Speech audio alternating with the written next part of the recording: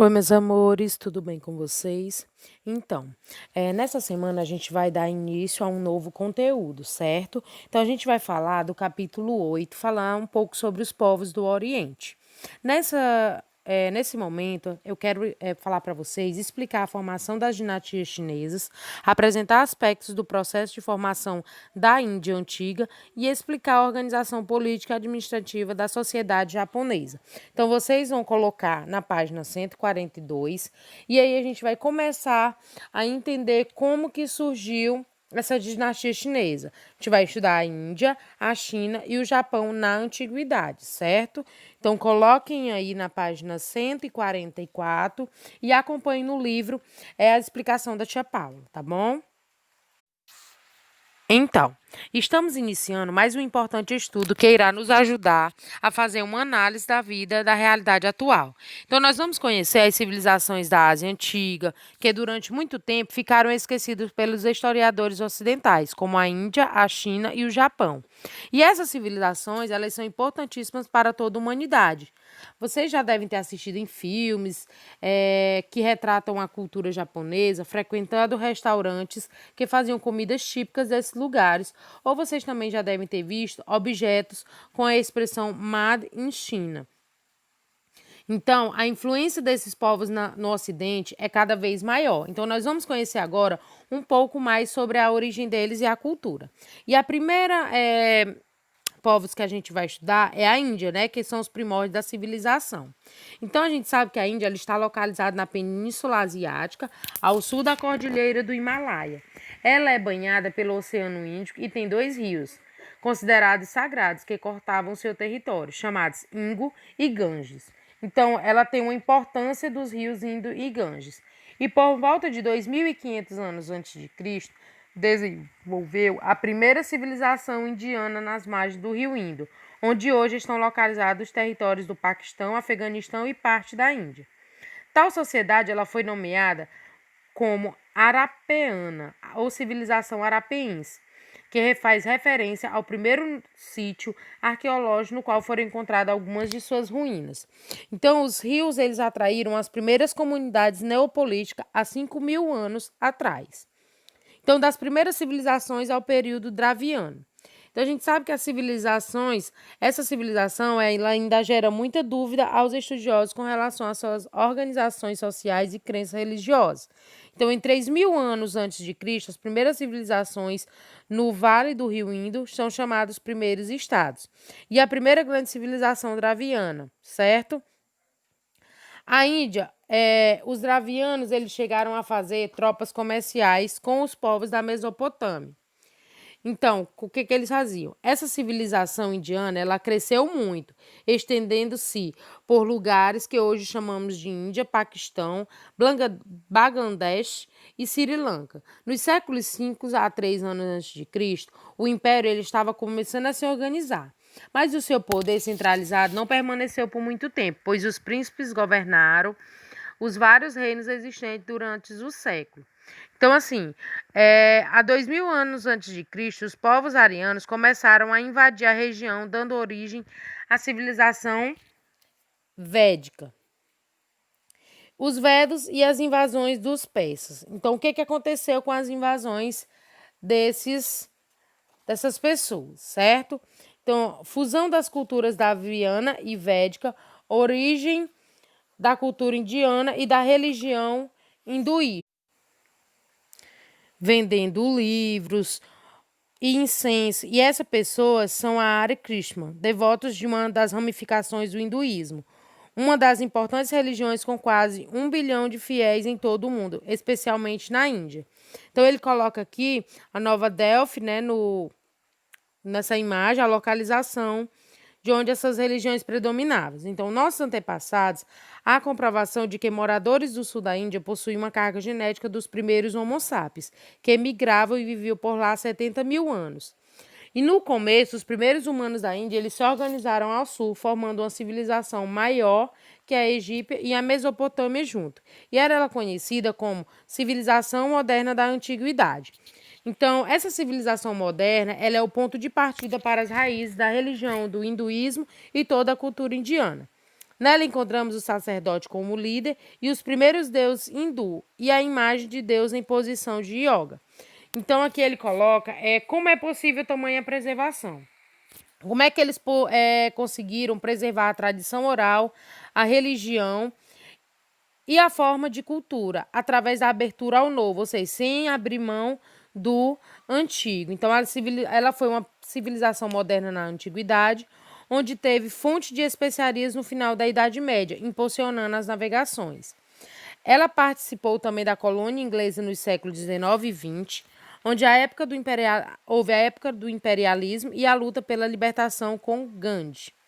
E um pouco da religião do hinduísmo. Então, a gente vai entender como foi que a religião do hinduísmo se desenvolveu com esses povos. A religião hindu, ela se desenvolveu a partir dos antigos cultos indianos, com a invasão dos árias. Essa religião antiga, ela foi se fundindo com os cultos dos recém-chegados. Então, apenas no Ocidente, essa religião é chamada de hinduísmo. Os hindus preferem chamá-la de Sanatana Dhamma ou lei eterna. Então, talvez a melhor forma de compreender a Índia é entender essa religião deles, né? Então, pois a essência cultura e social indiana está entrelaçada com a religiosidade. Esse hinduísmo, elas são crenças e mentalidades diferentes da nossa cultura ocidental cristã judaica. O que ela dizia?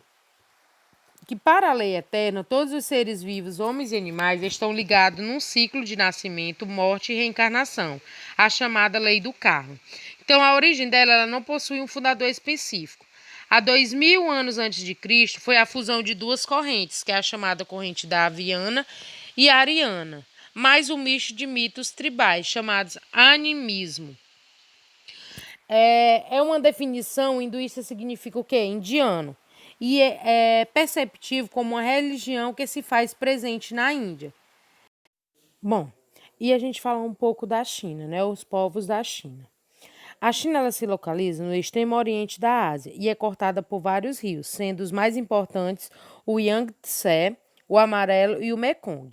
É um território muito vasto que se limita ao norte como Manchúria, Mongólia e Península da Coreia.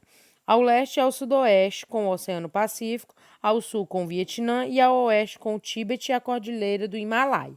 Então, os Homo sapiens eles já habitavam a região da atual China há dezenas e milhares de anos antes de Cristo. Então, a importância desses rios, certo? Depois de 3.000 anos antes de Cristo, formou-se diversos pequenos reinos na região. Então, há indícios da presença humana nessa importante região do planeta, onde são bem antigos. Por essa mesma época, os antigos chineses eles construíam canais para irrigar as terras e diques para impedir as inundações. Então, foi construído um grande império no século I a.C., o chamado tal qual o Império Romano. Então, as antigas dinastias, elas são colocadas até 221 anos a.C., Xia Shang Oshou, onde a dinastia Shang conseguiu unificar o território da região do Rio Amarelo ao Rio Azul, e a dinastia Zhou dominou a dinastia Shang, onde houve o auge da filosofia chinesa. Então, a história da China ela é dividida através de suas dinastias. Uma das dinastias é uma sequência de reis com parentescos entre si, que é chamada a dinastia Xia, que seria a primeira história chinesa. Que nesse momento sabemos muito pouco sobre ela e muito se acredita que seja apenas uma dinastia mitológica de reis que na verdade nunca existiram, onde as linhagens reais se sucederam até o século VI, quando os senhores locais rivais se armaram em exército e passaram a combater entre si, desestabilizando e destruindo a União Estatal Chinesa. Esse período de anarquia terminou por volta do século III, quando o importante imperador Xi Huangdi reunificou a China e iniciou a dinastia Qin, que foi a dinastia que falou um pouco sobre o auge da filosofia chinesa. E essa dinastia ela deu origem ao nome ocidental daquele país. Esse imperador ele realizou importantes reformas, entre as quais citamos a imposição de um sistema de escrita e a origem para passar o mesmo sistema de pesos e medidas em todos os lugares. Então, a dinastia Zhou ela teve um avanço tecnológico e um crescimento das cidades. Por quê? Porque naquele momento se cobrava altos impostos ao povo, pois precisavam de recursos para ampliar o exército. Então, nessa época, os chineses acreditavam que seu território estava no centro do mundo e a chamavam de Império do Meio. Então, o poder descentralizados em principados, ou seja, em divisões. Havia guerras e crises, onde houve o fim da dinastia Zhou. Então, o imperador ele mandou iniciar a construção da famosa Muralha da China, existente até hoje. A muralha ela foi construída por camponeses e escravos, que trabalhavam de sol a sol para impedir os ataques dos nômades que viviam ao norte do país. Então, a China imperial de 221 anos antes de Cristo a 1911. A reunificação chinesa, ela começou através da dinastia Qin, onde houve o poder e a cultura centralizada. E a construção da Grande Muralha da China, que a gente acabou de falar, com 21.196 quilômetros de extensão. E a Muralha da China ela é uma construção que ela desperta a curiosidade em decorrência da sua magnitude. Por quê? Porque ela se estende por mais de 20 mil quilômetros de comprimento e atravessa 9 províncias chinesas. Ela possui 7,8 metros de altura e, em média, 5,8 metros de largura no topo. Então, assim, ela começou a ser construída no ano 215 a.C. por um imperador Qin Shi Huang, que pretendia proteger a região das invasões das tribos mongóis. Foi a obra mais demorada da história humana. Então, o último trecho foi construído em 1568, ou seja, mais de 18 séculos depois do início da construção. Então, as dinastias elas são de maior extensão territorial e teve um grande avanço cultural, onde houve a formação de um grande império até 1911, quando começa a abertura do capitalismo nos Estados Unidos. Olha aí para vocês terem noção um pouco da muralha da China. E não se sabe ao certo quantas pessoas trabalhavam na obra, uma vez que ela durou gerações. Algumas estimativas apontam que em torno de 2 bilhões de trabalhadores para construir essa muralha. Olha a localização da muralha da China, de onde ela ia ser construída até o final, certo? E aí a gente vai falar um pouco sobre a história do Japão. O Japão ele é formado por ilhas. E por volta do ano de 9.000 a.C., já existiam comunidades onde hoje é o Japão, que plantavam, caçavam, pescavam para sobreviver. Então, ela era dividida em eras.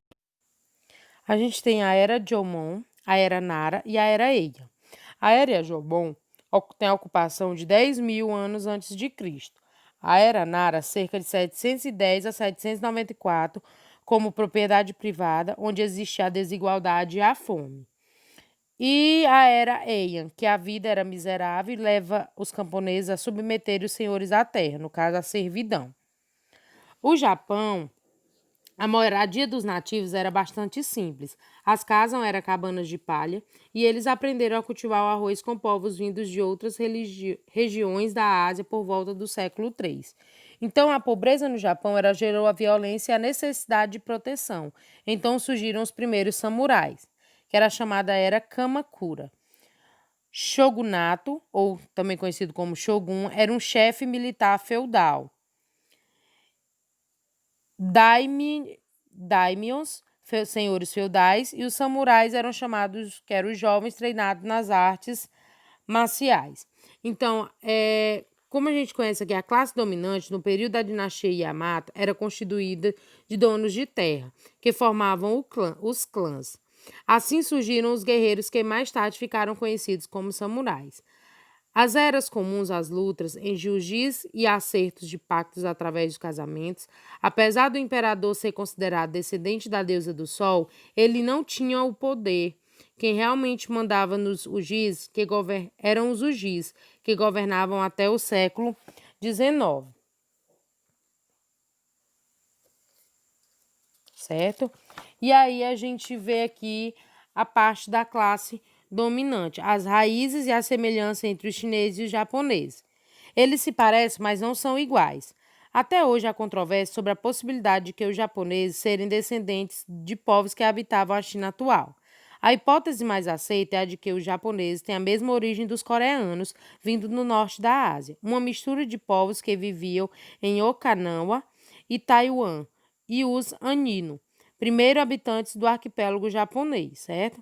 Então, ambos muito diferentes do chinês.